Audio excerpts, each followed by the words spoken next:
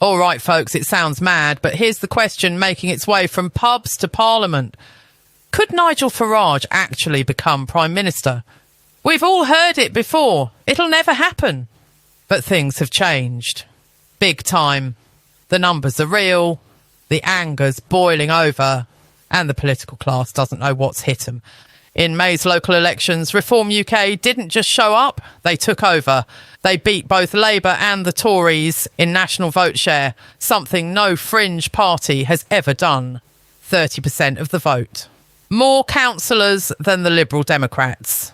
They gained control in places like Thurrock and Harlow, even took the mayorship in Redcar and Cleveland.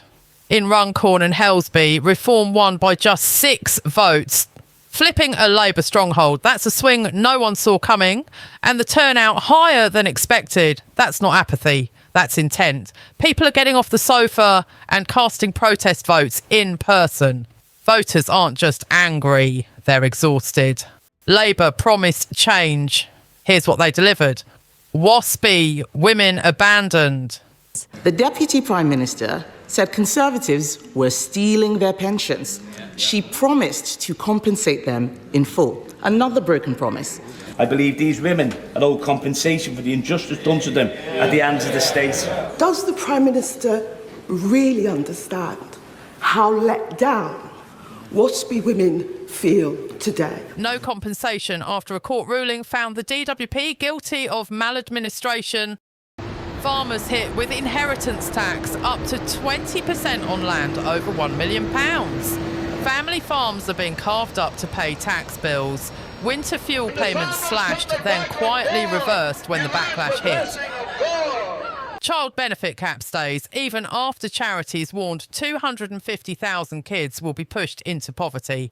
But the SNP did. In less than 3 weeks, he has had a significant rebellion and he has suspended 7 of his members of Parliament, all for standing up for child poverty. This from a Labour government. Perhaps the SNP needs to account for the 30,000 extra children in poverty in Scotland. Green energy pledge cut from £28 billion to under £5 billion, while still calling it ambitious. Tuition fees rising with inflation, now over £9,500 a year. This isn't just betrayal, it's slow-motion political suicide. And folks are starting to notice. Because Farage isn't just shouting from the sidelines anymore, he's tapping into something real. Older voters sick of being shafted, pensions under attack, cost of living through the roof. Working class families priced out and taxed up while politicians claim success. Farmers ready to revolt over tax and environmental policy that doesn't work on the ground. Blue-collar voters fed up with elite waffle and media spin. Farage talks plain. He says what people say in the pub. British jobs, British borders, British identity. That might upset the Westminster bubble, but out here, people are nodding. And in poll after poll, he's topping Starmer in trustworthiness. That's not nothing. What could push him over the line?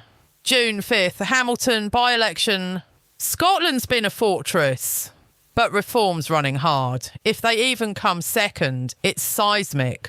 Autumn budget, Labour's trapped. Cut more and voters revolt. Spend more and inflation kicks off. Either way, Reform wins the reaction. WASPI legal battle.